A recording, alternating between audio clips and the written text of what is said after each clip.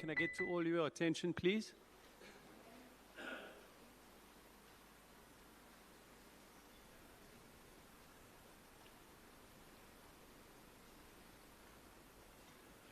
On behalf of Gail, Bron, Mouse, Nick, Sean, Tash, and all the grandkids, I'd like to thank you all very much for being here today to honor Tim's life. It feels in many ways like a giant tree has fallen. Someone who brought a sense of stability, who stood firm over time, and who so many could rely on.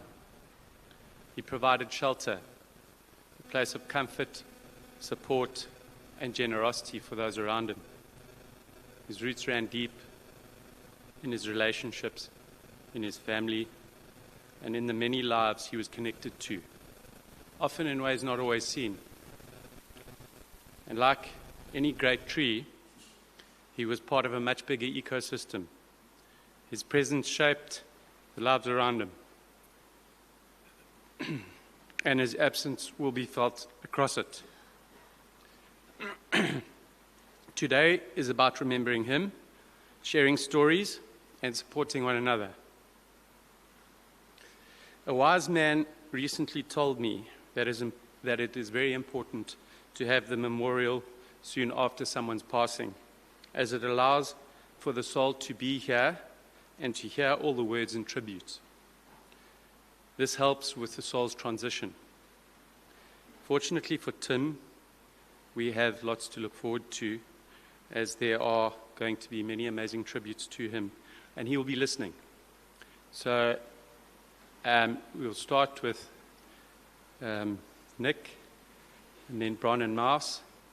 Let me just get the thing out quickly, sorry.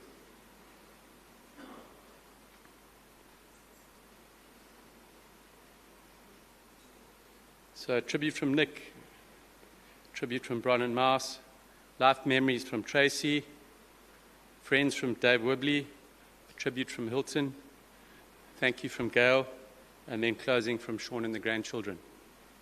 Thank you.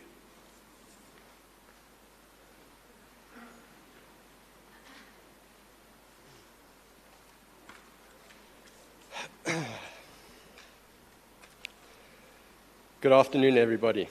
Thank you for being here today to honor and celebrate the life of my father, Timothy George Davidson.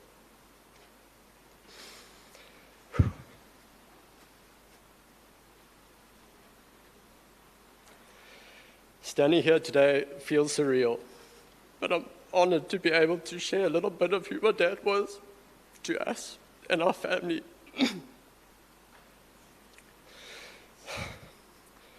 My dad was a true gentleman, a proud father and grandfather. He loved his family with everything he had. His generosity was inspiring. He was exceptionally generous to the people in his life. He was always willing to help, ready to give, and there to listen. He taught me that respect given is respect earned, not by lecturing me, but by example. He was a highly respected man with a strong character and a strong presence. No matter the challenges we faced, he was always a steady anchor, making us feel safe, loved, and always at home. He was the bravest man I knew.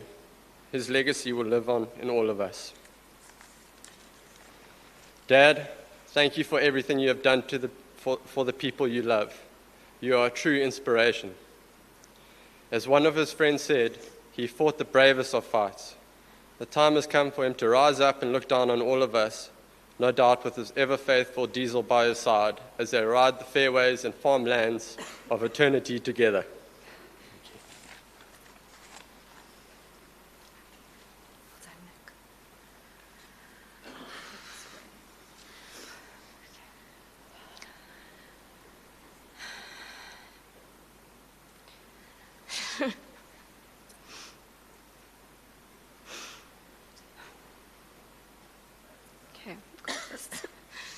Tenacious, feisty, fiercely competitive, a man who commanded a room, with a presence you felt the moment you were in his company, someone you always wanted by your side, but never against you.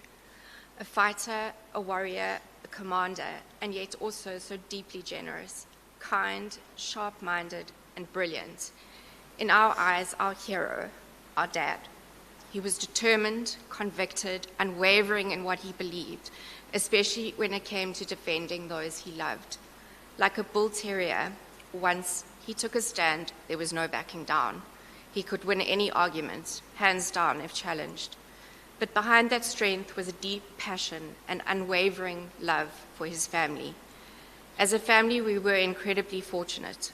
Botswana was a gift, a privilege, a childhood that few are lucky enough to experience. Our lives were filled with adventure, connection, and the outdoors. Mgazi, Botswana, the Vaal, trout farms, Sinsa Kabusi, Olivewood, and Nick's farm. Bush trips, long journeys, wild places, crossing the flooded Limpopo, sleeping under the stars at Figafuti with the hyenas. A love for nature and wildlife that will stay with us forever.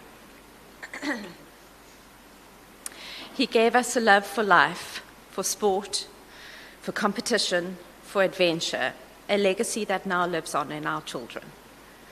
In his final days, Bron, Nick, and I spent time together remembering these moments, these memories, and expressing our deep gratitude for everything he gave us and all the adventures and experiences that we shared. I'm sure many of Dad's friends will speak about his achievements, but for me, his greatest achievement was finding Mom. She's the strongest woman we know. And while she had to put up with a lot from Dad in his younger years, their love and devotion to each other never wavered. In these last few days, that love was so evident. It was more than ever. Mom would walk into the room and his face would light up. He had this little smile and his eyes just shining with love. And in his final moments, Mom was right there holding him, so strong, so steady, so brave, and the love, so powerful.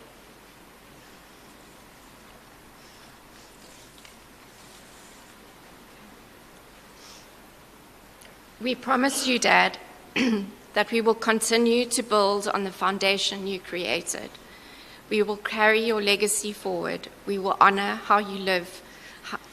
We will honor you in how we live, in what we build, and how we love our families. We will deeply miss your voice, your perspective, your advice, and your guidance in moments we need it most.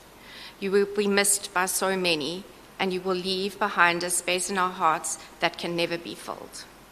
Dad, we love you.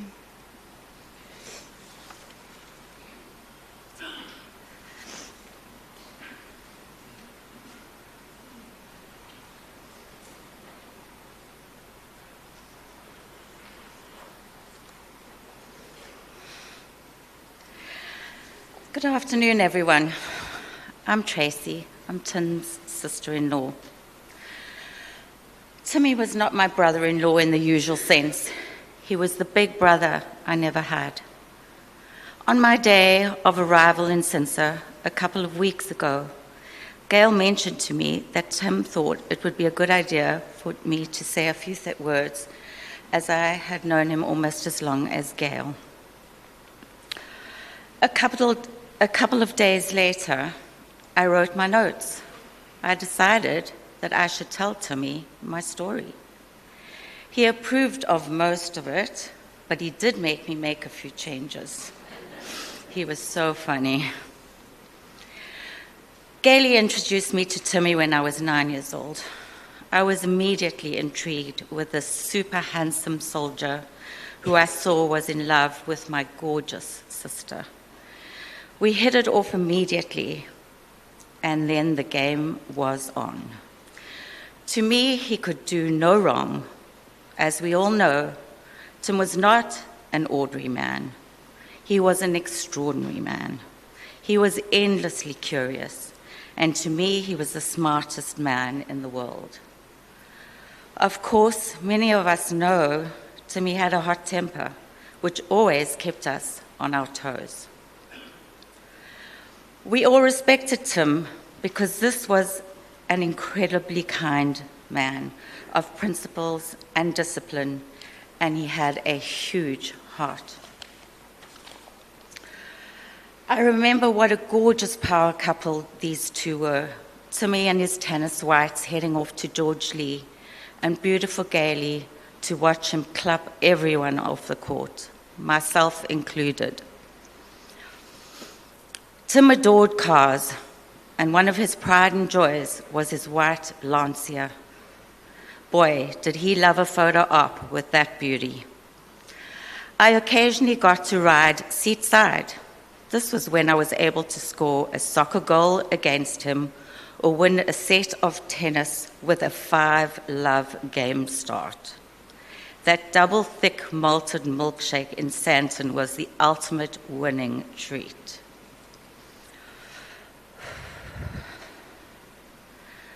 Tim and I spent countless hours playing sports together while Gail was nursing.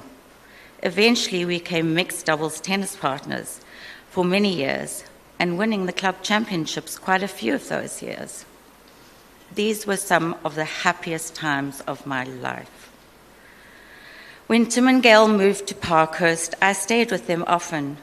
Those were special days with lots of laughs and fun. Little Bron was a blessing, and I have wonderful memories of helping them with her.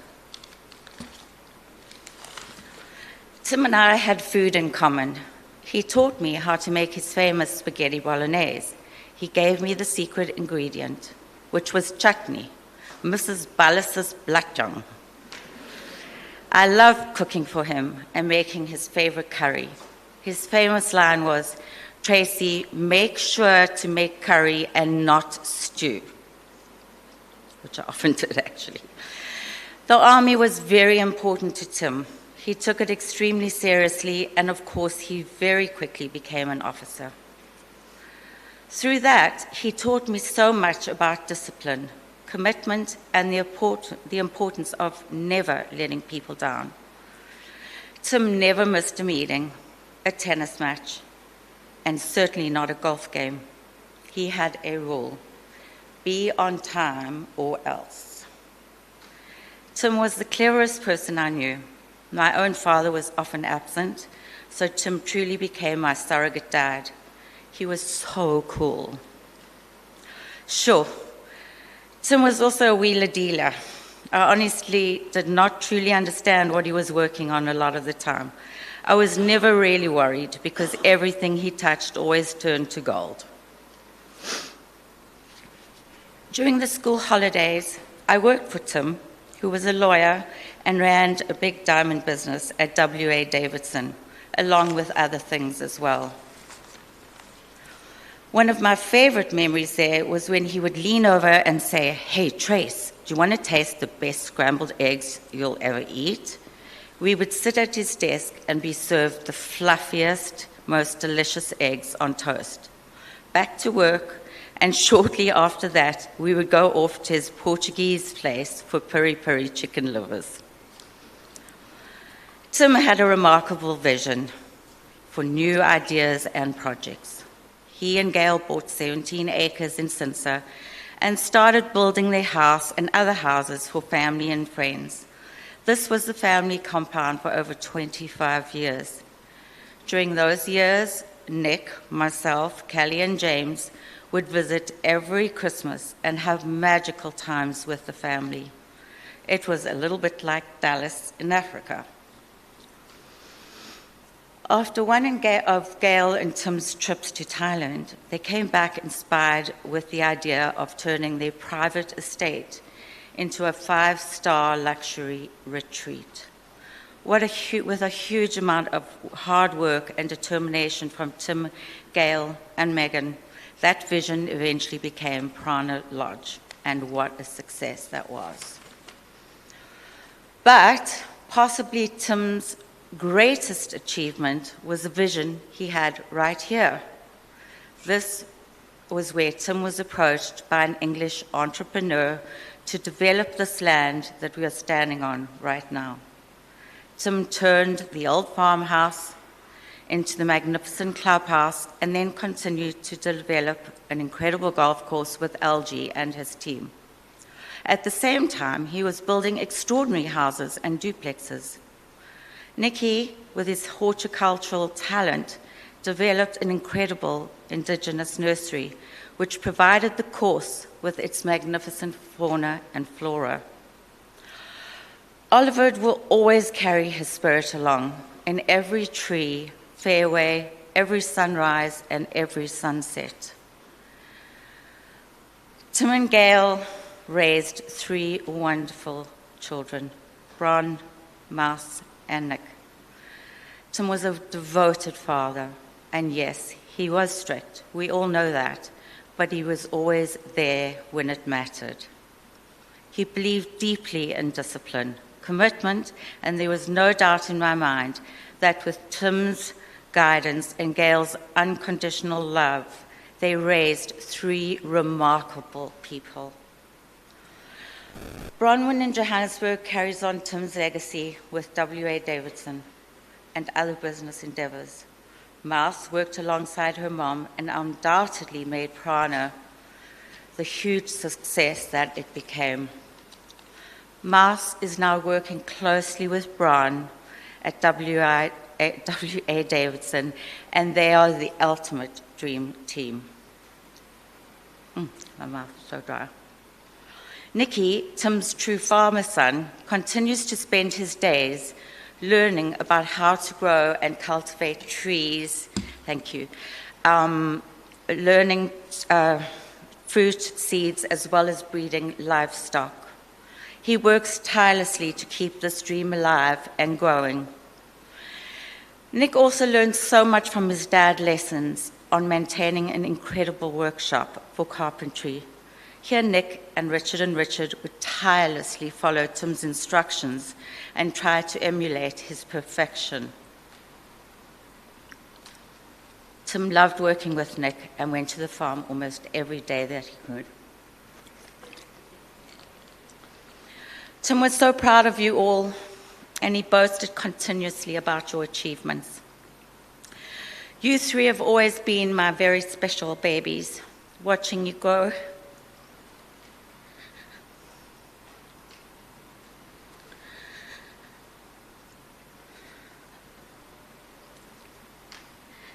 Into these incredible human beings is heartwarming. His grandchildren, Damie, Dom, Gemma, Liv, Carl, and Chloe, were so special to him and truly a huge light in his life. I heard all about the wonderful achievements each and every one of you accomplished. He truly was an engaged grandfather and loved watching you all grow. He loved being around you, and he so looked forward to those weekend breakfasts that your family had together. Tim was so happy when Tash joined the family, and they first had Kai, and then when Chloe baby arrived last year, that was the cherry on the top. Gaily, you were not only the love of Tim's life, but his true partner in every sense of the way. He was so proud of the extraordinary woman you are: nurse, midwife, life coach, functional medicine coach, mom, and friend. You are an exceptional woman who made such a difference in so many people's lives. Watching you these last few weeks, being Tim's private nurse, has made me understand that you are definitely today's modern-day Mother Teresa. Russ and Sean. He was so happy that his girls chose such good, solid, loyal, and gorgeous men. It didn't take too long for you to get used to and understand his sometimes difficult chirp, but he loved it and often mentioned how lucky he was to have you both in the family. And I thank you for all that you've done for Timmy and what you continue to do. Tim was very appreciative of everyone's support during his illness, with so many people reaching out and keeping him positive. Tim kept his sense of humor right until the end. Hopefully, he won't mind if I share just one last laugh for me the night prior to his passing. He said, "Tracy, please take off those glasses." To that, Bronnie said, "I know, she looks just like Cruella de Vil, right?" Needless to say, I've not worn those thick black cat-eyed glasses since. Timmy, thank you for being my brother-in-law, my mentor, my tennis partner, and my surrogate dad. Humbug Ashley, you will never be forgotten.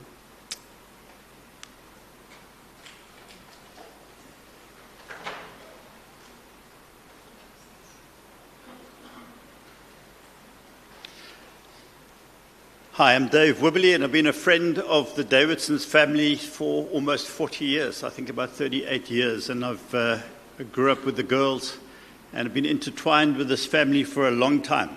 And I always wondered why Tim and I hit it off, because I was about 10 years younger than him, and he had his group of mates, but we hit it off, and we had some great times together. And my job today is to share some of those wonderful times that include his character, and he's been mentioned a few times as the bull terrier.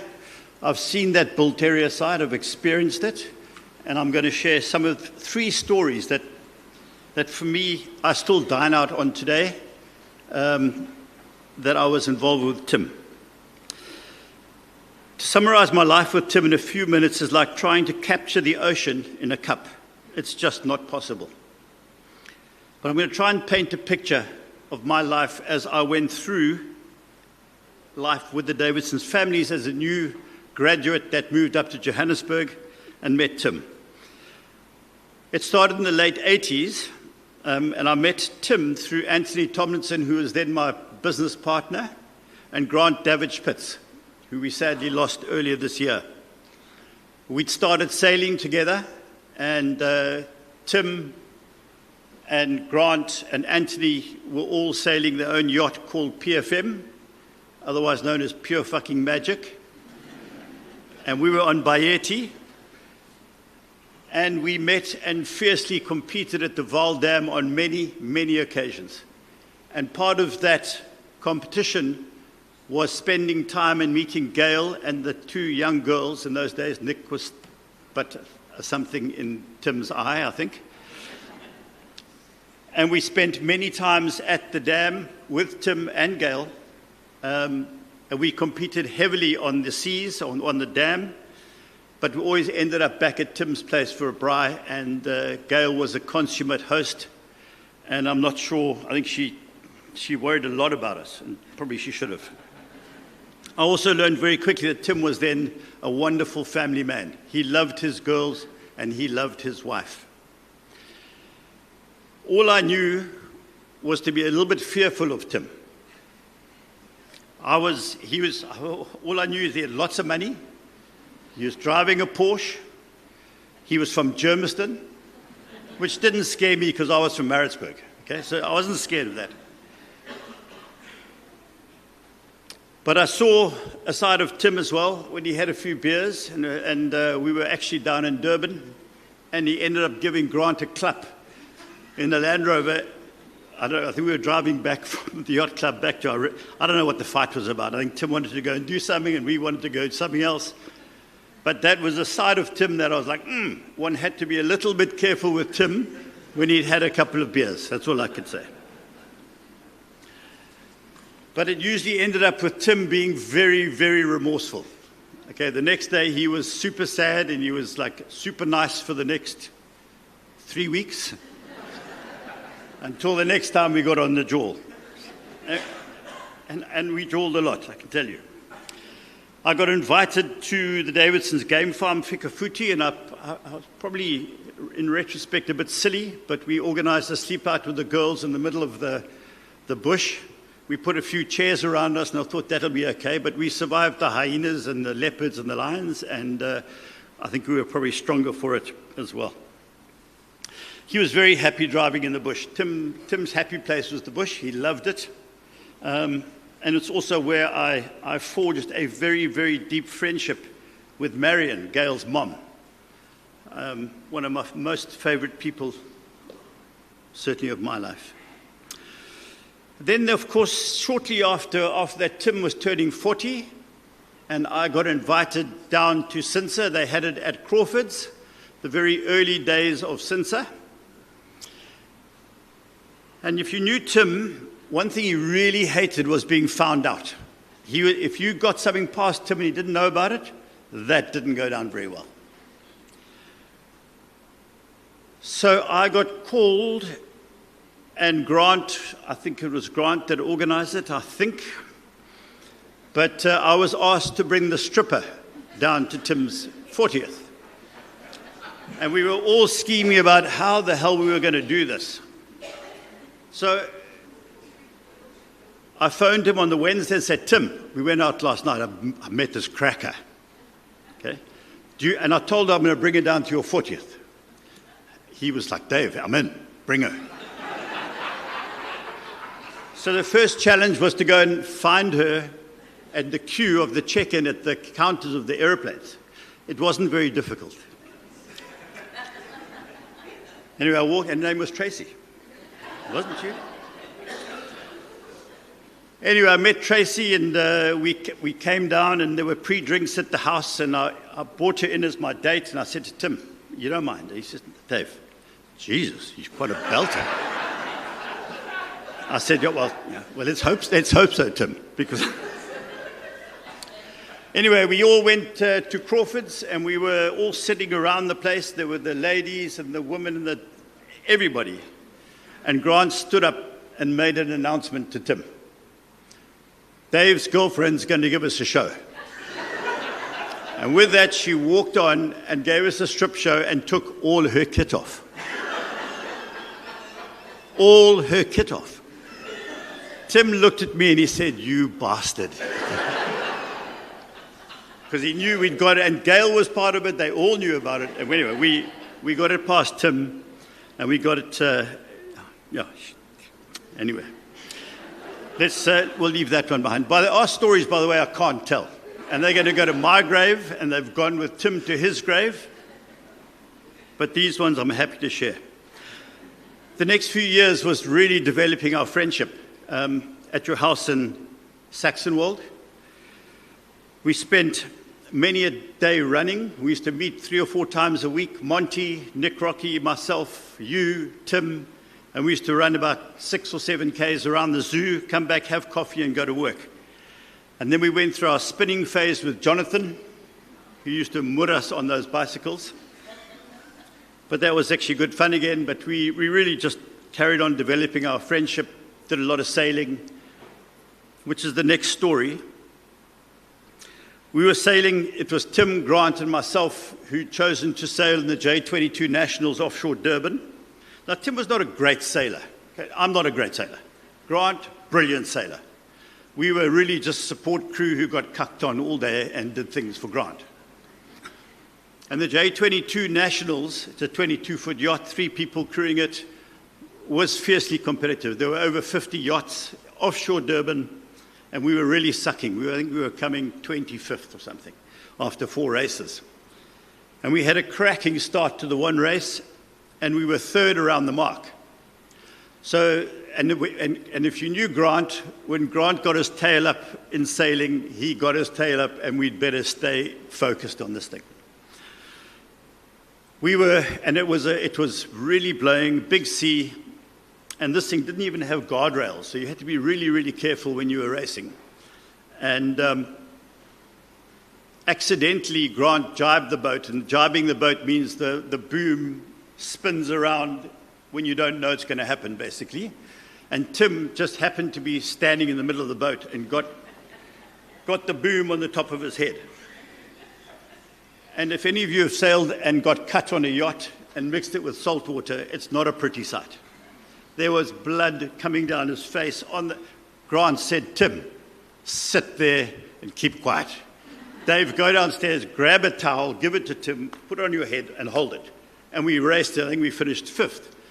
but we weren't going to give up, and Tim just was absolutely adamant that we would not give up any places. We probably should have got in. I think he went and got stitches, but that was another side of Tim, again, a fierce, fierce competitor. I had my own business in automation and in engineering, and Tim, we shared offices at Hurlingham Office Park, and that's really where I grew to respect Tim as a businessman. I saw many deals come through that office.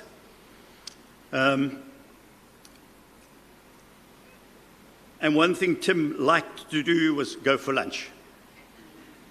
And if it wasn't at Villamora, and we were just starting our business, and I realized we were spending half our income at Villamora one week.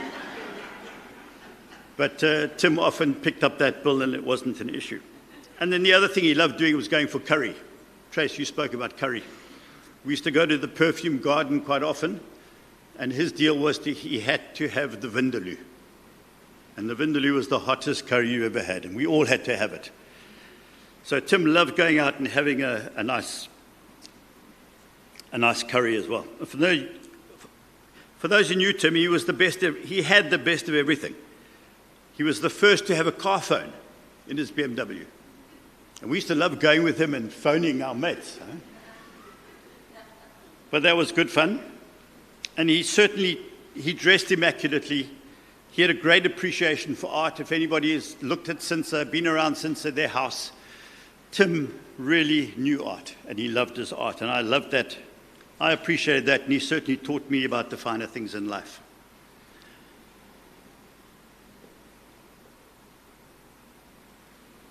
I won't tell the story about Taiwan.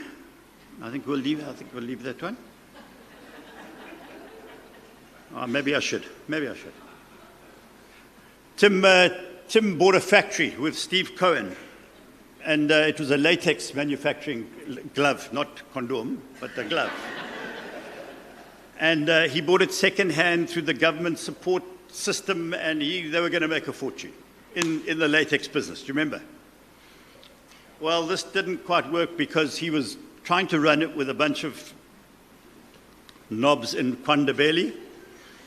And they really, I think, they kicked the Chinese out before they could commission the thing properly.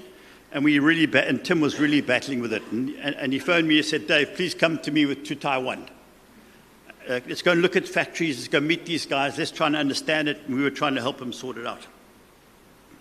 And we went to Taiwan, and we ended up in a karaoke bar, as you do when you go to Taiwan. And the next thing, I think there were 4 or 5 of us. The next thing, the guys produced 5 girls. And these girls' sole job, don't worry. Okay? You're looking a bit nervous there, Gail, don't worry. Their sole job was to make you drink as much as you could. And what they didn't realize that we were quite good at drinking and partying, and mine ended up vomiting on me. So it was, and Tim thought that was the funniest thing in the whole world. Anyway, that's. Tim always included him in the yearly golf charity, even though my golf was fairly cuck. It started off in Germiston to raise funds for Andy Gibb, who accidentally. Martin Gibb, sorry, not Andy. Andy was at university with me, Martin Gibb. And he was shot, sadly. And Tim and them started a charity golf day, all the army guys, and we played the Martin Gibb golf day in Joburg for probably 10 or 15 years before it moved to Cinsa. And that's where I sort of got to know the likes of Bo Barnard, Johnny Malacco, Henry Groenendahl, Barry Swart, just to name a few. There's one golf story I'd like to regale, and we were playing, I don't know if you know the River Club. The River Club, I think, is number 1 or number 2 in the country. Very private and exclusive in Johannesburg. You have to be invited. And I think I was playing there with Barry Swart and Tim and someone else. And Tim walked up, and he was over a putt on the 1 green, lining it up very nicely. We were waiting for him. The next thing, he putted and just ran off into the bush. Like, what the hell? The caddy looked at him, and he just literally disappeared. And he eventually came back about 5 minutes later. He said, "Tim, what did you do?" He said, "Well, I had a vindaloo yesterday." He says, "And I thought I'd have a little fart before I did it." And I had a follow-through. So he'd bolted off, took off his underwear, okay, finished off, and hung the underwear on a tree at the River Club. He said, "I'm sure a caddy will get them." And he came back and he finished his golf game. But there was that side of Tim that I absolutely loved. My politics are quite liberal. They were in those days, certainly. I think I've mellowed a little bit since then, but we had some really heated debates with Tim.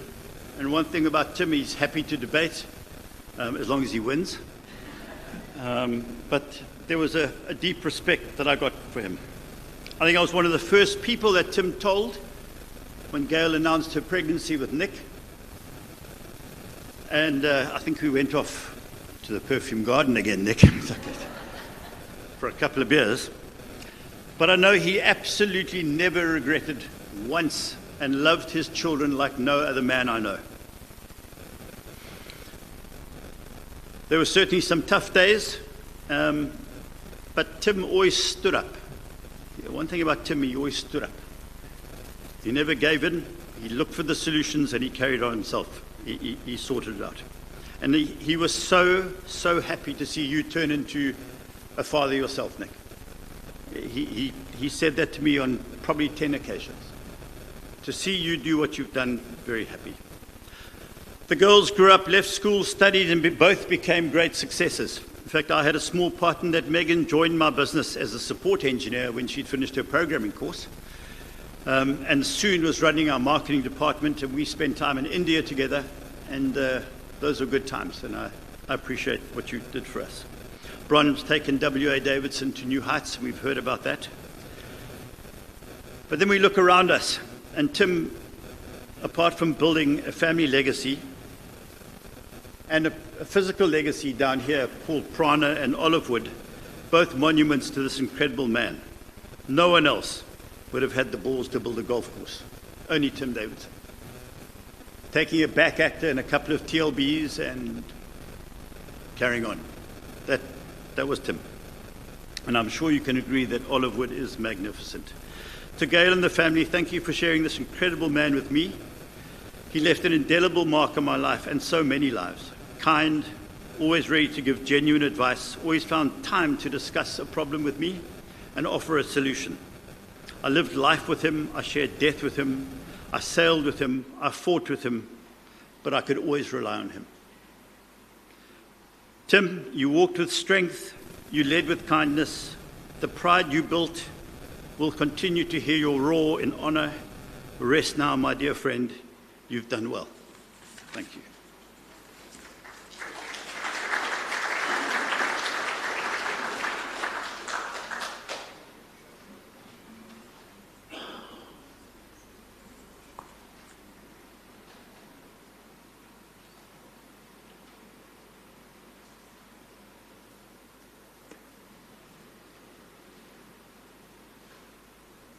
Good afternoon, everyone.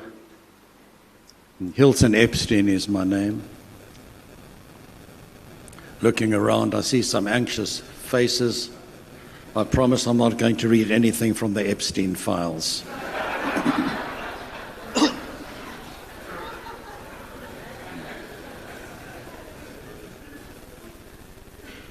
If you'll allow me, can I start by reading a message which my son Graydon asked me to read. He was unable to be here.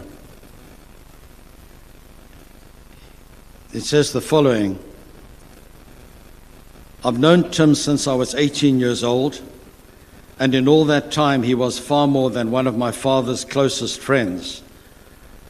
I've never said this out loud, and I suspect it may even come as a surprise to my dad as he hears it now. But knowing that Tim and my dad were close always made me feel safer, quietly, privately safer. The kind of safety you don't think about until you stop to notice it's been there all along. As I got older, I came to understand why. There are very few people in the world you can phone and get back honest, unfiltered, unwavering counsel. Not what you want to hear, but what you actually need to hear. My dad has always been one of those people for me. Tim was another. That knowledge was a private safety net I carried for years, and I don't think either of them fully knew it until now. Tim, thank you for being the kind of man who made the people around you stronger, steadier, and safer, often without even trying. He was a very special man, and I'll always be grateful that he was part of my life. May his memory be a blessing.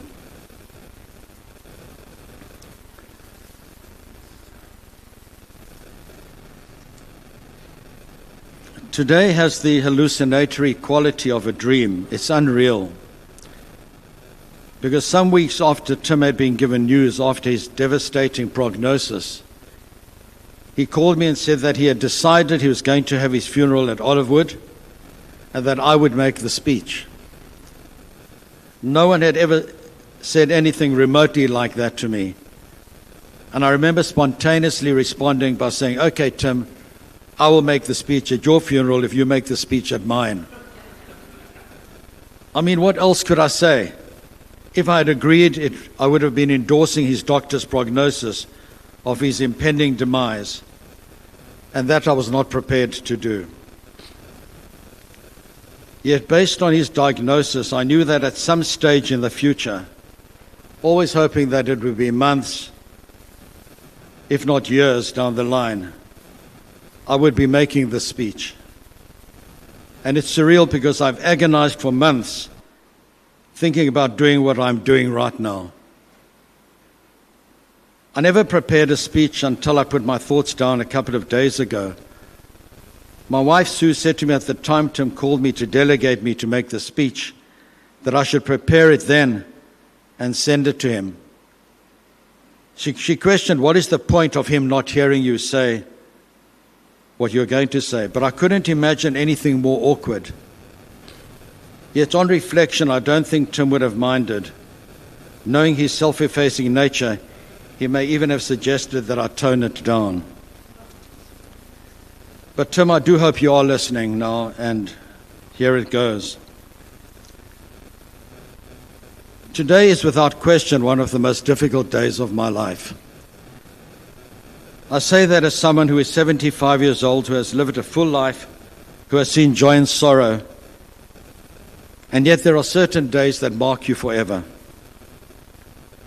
On 19 November last year, my brother Lance, only 59 years old, died suddenly. We were very close. It happened so quickly. Illness, operations. Within 5 days of falling ill, he was gone. That was an unbearably painful and devastating day for me and my family. Tim knew Lance well, and I remember phoning him to tell him of Lance's passing. Now there was Tim, a man who had already been given what can only be described as a death sentence. He knew he was slowly dying. He had been told he had months to live. And yet when I spoke to him, he wasn't focused on himself. He was focused on me. He was deeply upset about Lance. He kept calling and asking how I was, how my family was coping, offering comfort again and again. And I remember thinking, how extraordinary is this? How can a man facing his own mortality with such certainty still give so much of himself to others? That was Tim. Last Wednesday, 25 March, when Gail told me that Tim had passed away, it marked yet another indelible, sorrowful day of my life. Even though I knew it was coming, even though we all knew, the reality still hits you hard. It comes with shock. Human nature is such that where there's life, we believe there is hope. But once it ends, there is a screaming emptiness. Because someone like Tim is not replaceable. I first met Tim as a client more than 32 years ago. Very quickly, that relationship became something far deeper. He became a dear and close friend, not just to me, but to my family, and we in turn became part of his. Gail, his partner of over 50 years, what an extraordinary marriage. a life shared built on love, loyalty, and deep companionship. Bronwyn, Meg's Mouse, and Nicholas, your father was immensely proud of you. His concern for your well-being, your security, your happiness was constant and unwavering. Tim was a man's man. He was strong, he was courageous, he was principled. And above all, he was honest, sometimes brutally so. He spoke his mind. You always knew exactly where you stood with Tim. He didn't bend with the wind. He didn't follow fashion in a world that often seems uncertain of its values, especially right now. Tim was absolutely certain of his. He believed in what he believed in, and he stood by it, even if it cost him.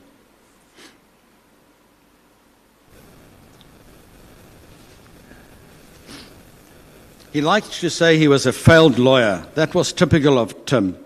Understated, self-effacing. Because the truth is, he was anything but a failure.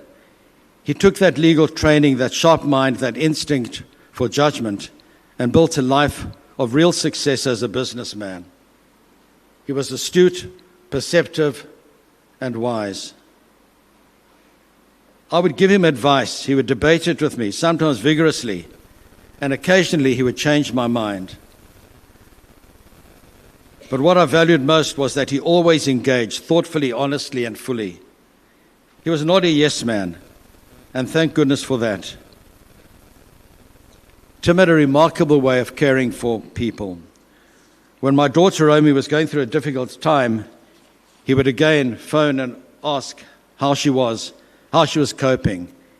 He genuinely cared. When my son Graydon started his business, Tim took the time to guide him, advise him, support him. And that advice mattered. It helped shape something that has become very successful. And that was Tim, always interested, always invested. He was always there. Tim had a wonderful connection with my wife, Sue, who he adored. He so enjoyed sitting with her, chatting, listening to her. I think he liked the fact that, like himself, she says what she thinks. I'm not advocating that. And then there was his courage. I've never witnessed courage quite like this. A year ago, he was told he had months to live, and yet he gave us a year. A year of strength, a year of dignity, a year of resilience. When the treatment became too much, which he could no longer endure, the nausea, the suffering, he made a decision to cease treatment.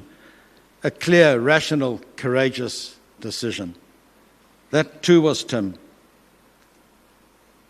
Sue and I saw him last year. Gail told me what we already knew. The end was inevitable. And I hugged him and kissed him, and I knew that in that moment that it might be the last time I would see him. I spoke to him again about a week ago. He told me that he wasn't well. But even then he downplayed it. Even then he was protecting others from the full weight of his condition. That indeed was Tim again. In his later months, confined to watching a lot of television, he became something of an expert, at least in his own words, on American politics, British politics, and world affairs. He had strong views, very strong views. He could not stand, especially in South Africa, the corruption. It angered him deeply. He bemoaned the damage it had done to our country.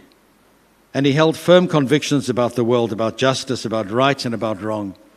Whether you agreed with him or not, you respected him because he was authentic and he stood firm. He loved hearing about my cases. He would ask me, when is it on television? He would watch, he would listen, and he would enjoy every moment of the drama, the argument, the theater of it all, and then phone me and discuss it with me. And I say this with utmost humility. He was proud of me, and that meant a great deal to me. And Tim also loved humor. I remember telling him a joke once, one that he particularly enjoyed. It was a man named A.B. Cohen who frankly was not very well liked. At his funeral there were very few people. And the rabbi stood up and asked, is there anyone who can say something kind about A.B. Cohen? And there was silence. And he asked again, and there was silence. And the third time he pleaded, surely someone can come forward and say something kind about A.B. Cohen. A little old man stepped forward and he said, his brother was worse.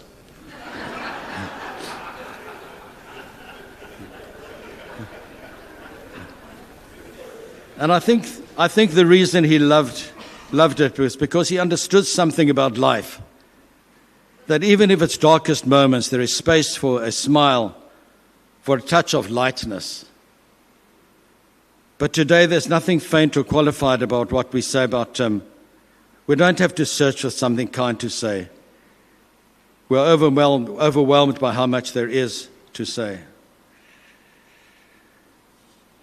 He was a devoted husband, a loving father, a loyal friend, a man of courage, a man of principle, a man who gave more than he took. Tim, my friend, you are a part of my life in a way that very few people are. I will miss our conversations. I will miss your honesty. I will miss your strength.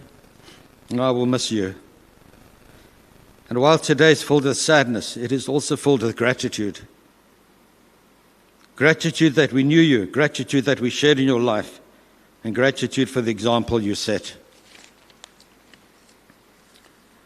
You fought with courage, you lived with integrity, and you leave behind a legacy that will not be forgotten. Rest well, my dearest friend.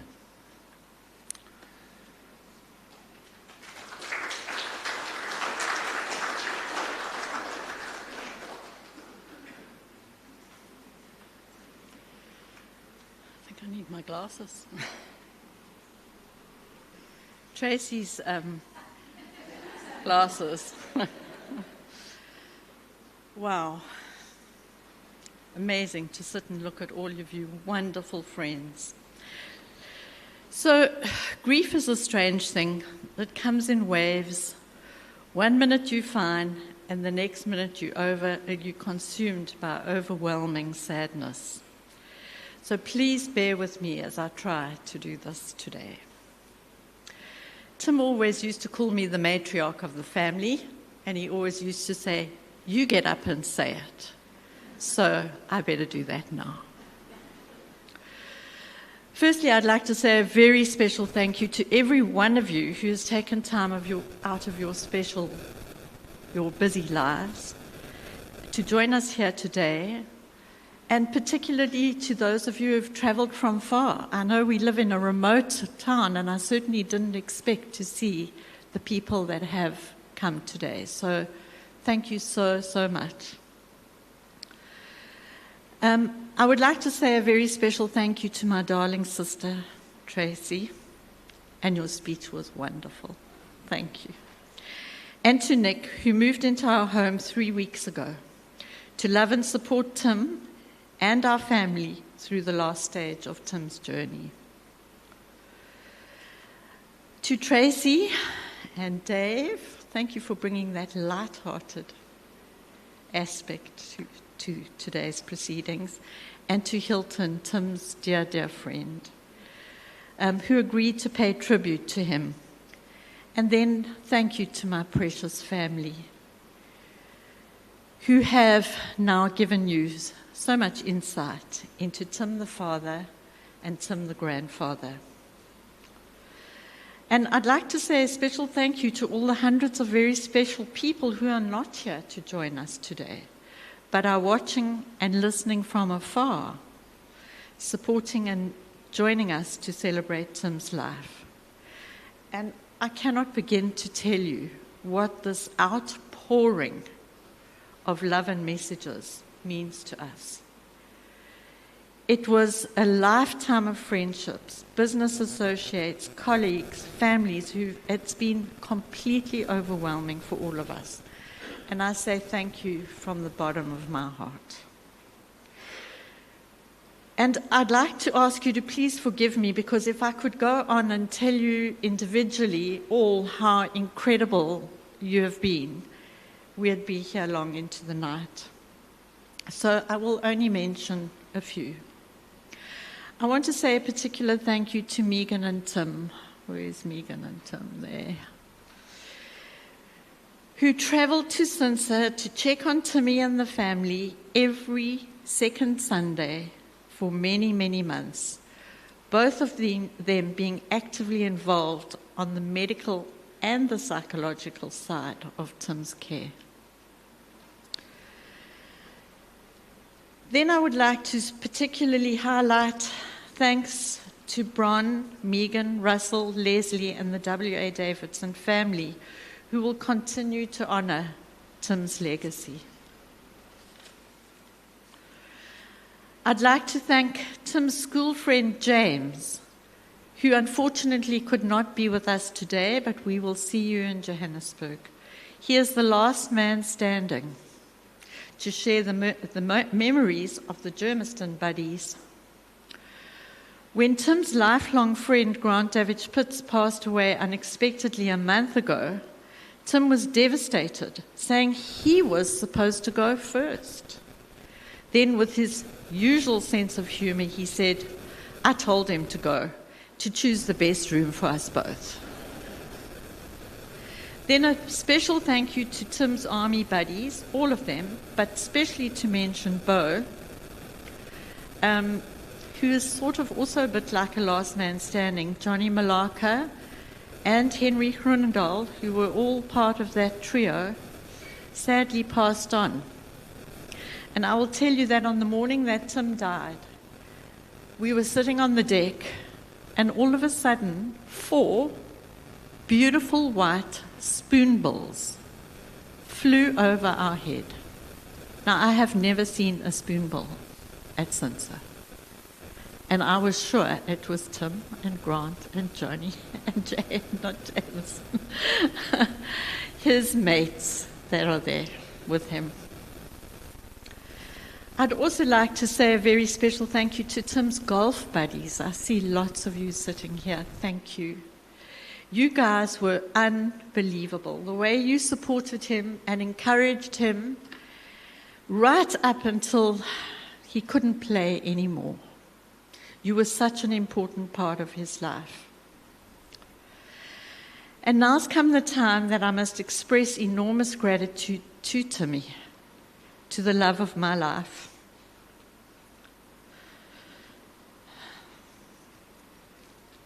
My soulmate and my best friend for 53 years. I'm okay.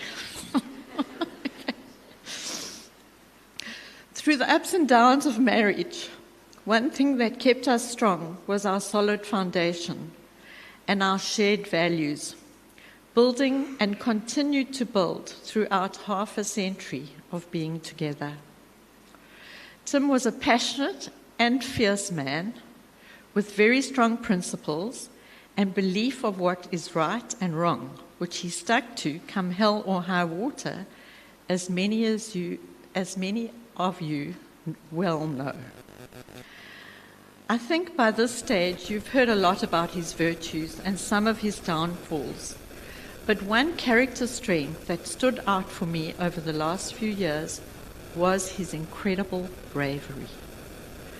I don't think I know another person as brave as Tim was. From the time that he was diagnosed with cancer, he faced it head on. He fought like a lion, as his dear friend Andrea Bertonini used to tell me in his regular messages to check in how our lion was doing. Tim was open and upfront with everyone, telling him he had cancer and he was going to die. Often, they were very taken aback by his honesty. Timmy had 2 wishes, and both were achieved. One was to meet his last-born baby grandchild.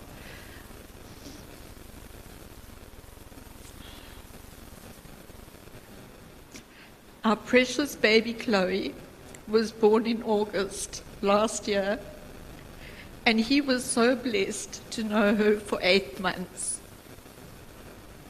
And then the second wish that he had was that more than anything, he did not want to die in hospital. He wished to stay at home in our beautiful home until the end, and I'm so happy to say his wish was granted. With the love and support of our incredible family, with Kenny and Lillian, and the angelic hospice nurses who are all here today.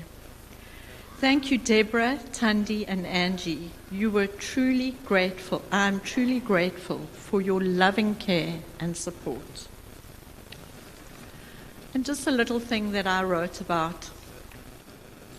Tim's life mattered. Ready or not, a day comes when a life reaches its final chapter.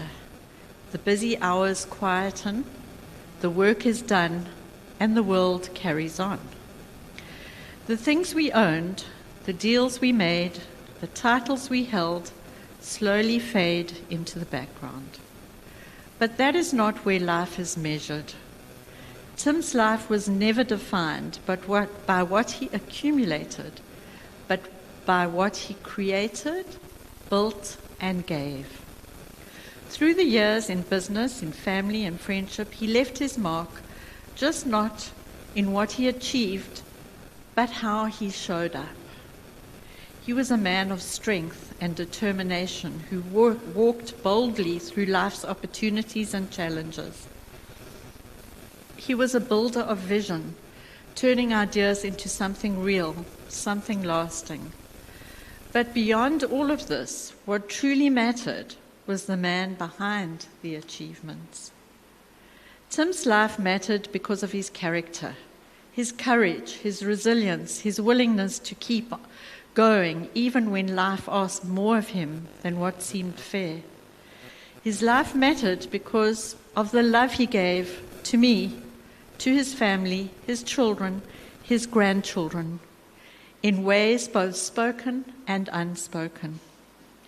His life mattered because of memories he created, moments of laughter, of wisdom, of presence that will live on with all of those who knew him and loved him.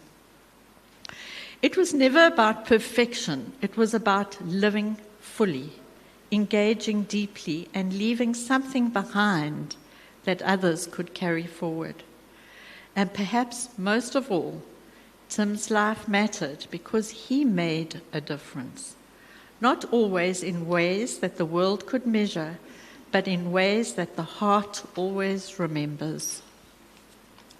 So we do not measure his heart his life by how long it was, but by how deeply it was lived and how widely its impact will continue to ripple.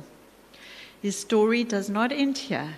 It lives on in our family, in the lessons he shared, and in the lives he touched. This life, his life, mattered. Thank you.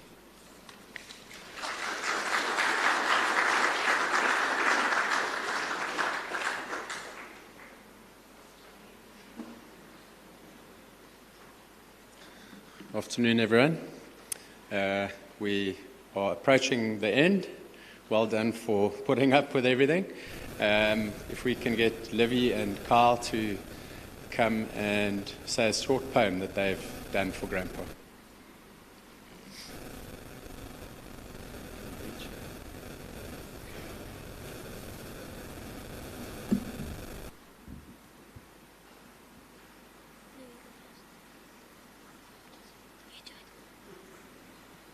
Grandpa, of all the gifts in life, big or small, to have you as my grandpa was the greatest gift of all.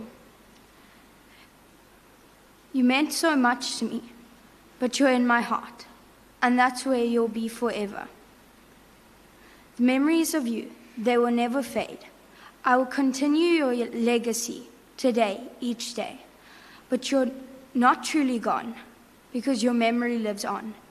In all of us who love you, we will never forget you.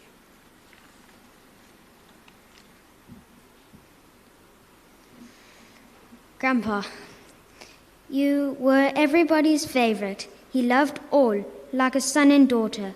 We will never forget you. You will always be above us. Thank you.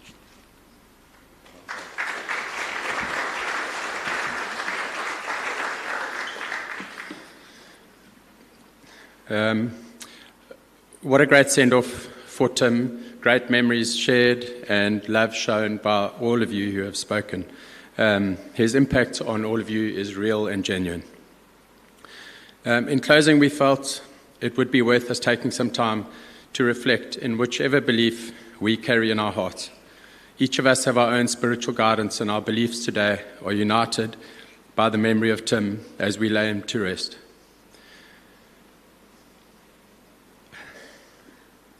And in his final rest, we need to help him pass over as we stay behind, left only with memories. I've asked Dominique to please do a Bible reading for us, as is our way. And once she is done, if we could ask that each of us take a minute of silence to allow our own individual spirituality to guide Tim on his path to eternal rest.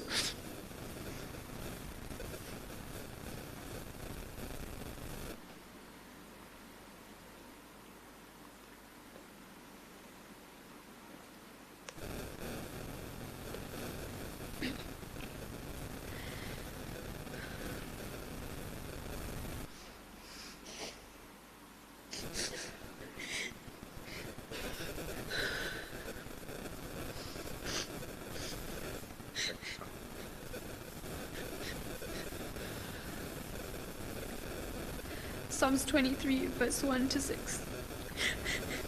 The Lord is my shepherd.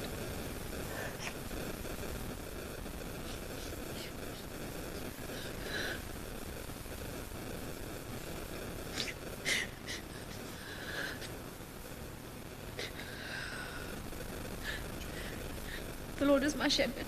I lack nothing. He makes me lie down in the green pastures. He leads me beside the quiet waters. He refreshes my soul. He guides me along the right paths for his name's sake. Even though I walk through the darkest valley, I fear no evil, for you are with me. Your rod and your staff, they comfort me. You prepare a table before me in the presence of my enemies. You anoint my head with oil. My cup overflows.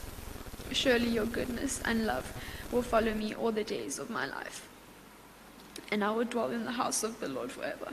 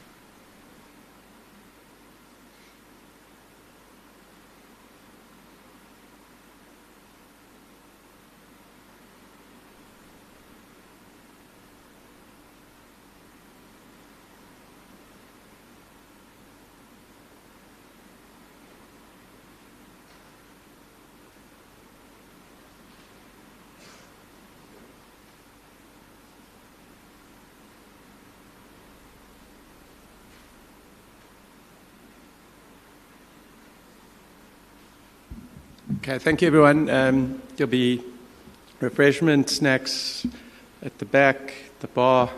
Enjoy. Thank you.